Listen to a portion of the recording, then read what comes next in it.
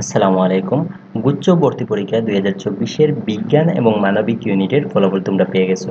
তো আজকে এই ভিডিওতে আমরা আলোচনা করব তোমাদের অতি প্রিয় শাহজালাল বিজ্ঞান ও প্রযুক্তি বিশ্ববিদ্যালয়ের আবেদনগত যোগ্যতা কি কি লাগবে, তোমাদের কি কি শর্তাবলী আছে সাবজেক্ট অনুসারে এবং তোমাদের কোন সাবজেক্টে কতটা আসন আছে।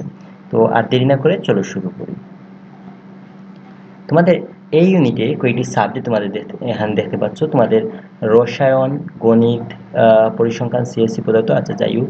তো এখানে সাবজেক্টগুলোর নাম দেওয়া আছে। তোমাদের আসন সংখ্যা এই ইউনিটের এখানে দেওয়া আছে। তোমাদের সিএসসিতে কিন্তু সর্বোচ্চ আসন সংখ্যা আছে, সিএসসিতে 100টি আসন সংখ্যা আছে এবং তোমাদের এইচএসসি করতে শর্ত এখানে দেওয়া আছে। এখানে দেখো তোমাদের রসায়নের ক্ষেত্রে রসায়নে যদি তুমি পড়তে চাও তাহলে এইচএসসি পরীক্ষায় তোমার রসায়নে এবং গণিতে তোমার মিনিমাম 3.50 থাকতে হবে।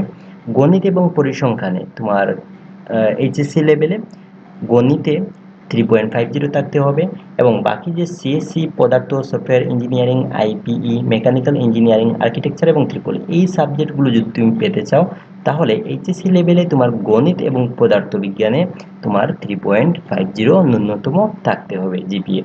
তো এরপরে chemical engineering and polymer, civil, সমুদ্র বিজ্ঞান, পেট্রোলিয়াম অ্যান্ড মাইনিং এই সাবজেক্ট চারটি যদি তুমি পেতে চাও তাহলে তোমার পেতে হবে তোমার এইচএসসিতে রসায়ন, গণিত এবং পদার্থ তিনটি সাবজেক্টেই তোমার মিনিমাম 3.50 মার্ক থাকতে হবে।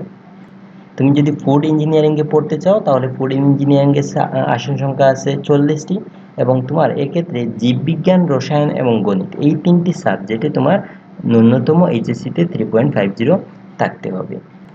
তোমরা যদি আমার চ্যানেলে নতুন হয়ে থাকো তাহলে চ্যানেলটি সাবস্ক্রাইব করার অনুরোধ থাকলো এবং পরবর্তীতে তোমাদের শাহজালাল বিজ্ঞান ও প্রযুক্তি বিশ্ববিদ্যালয়ের এ এবং বি ইউনিটের সাবজেক্ট অনুসারে কত মার্ক পেলে তোমরা কোন সাবজেক্ট পাবে এ নিয়ে ভিডিও তৈরি করব। তো তোমরা চাইলে আমার চ্যানেলটি সাবস্ক্রাইব করে রাখতেই পারো। তো এখানে তোমাদের এই যে সাবজেক্টগুলা, তোমরা স্ক্রিনে যে সাবজেক্টগুলো দেখতে পাচ্ছ, এই ক্ষেত্রে তোমাদের জিএসটিগত শর্ত হচ্ছে তোমার গণিত উত্তর করতে হবে। তুমি যদি গুচ্ছতে গণিত উত্তর করে থাকো তাহলে তুমি এই সাবজেক্টগুলোর জন্য আবেদন করতে পারবে বা এই সাবজেক্টগুলোতে পড়ার সুযোগ পাবে। এরপরে সাবজেক্টগুলো আমরা দেখি। তোমাদের ভূগোল ও পরিবেশ এই সাবজেক্টটা তুমি যদি পেতে চাও তাহলে তোমার এইচএসসি লেভেলে রসায়ন এবং পদার্থতে মিনিমাম 3.50 থাকতে হবে।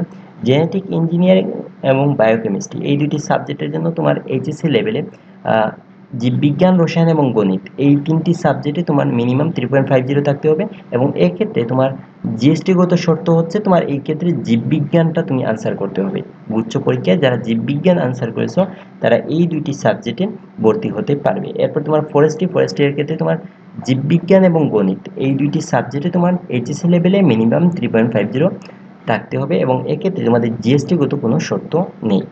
এরপর আসছে তোমাদের বি ইউনিট। এই বি ইউনিটে তোমাদের অর্থনীতি সাবজেক্টটায় তোমাদের বি ইউনিটে তোমরা জানো যে বি ইউনিটে তোমরা তিনটি ইউনিট থেকেই তোমরা আবেদন করতে পারো। বিজ্ঞান, মানবিক এবং বাণিজ্য তিনটি শাখা থেকেই তোমরা এই সাবজেক্টগুলো পাওয়ার সুযোগ পাবে।